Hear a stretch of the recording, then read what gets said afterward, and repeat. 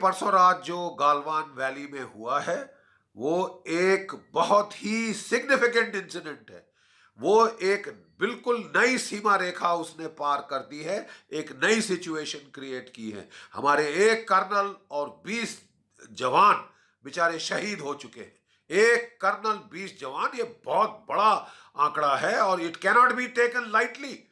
चीन के साथ बातचीत हो चुकी थी, कोर कमांडर के दर्जे पे बातचीत हो चुकी थी, डिसएंगेजमेंट चल रही थी। ये तो शरिया धोखा है।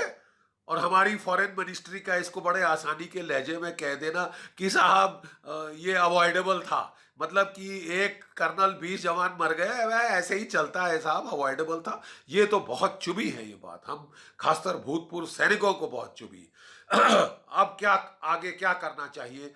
अब हमको चीन को एक बहुत साफ, बहुत कड़ी चेतावनी देनी होगी कि साहब ये धक्का मुक्की का दौर जो कि इतना घातक हो गया है, अब यह नहीं चलेगा। दोनों आर्म्ड फोर्सेस है, कोई लाठी वाली फौज नहीं है।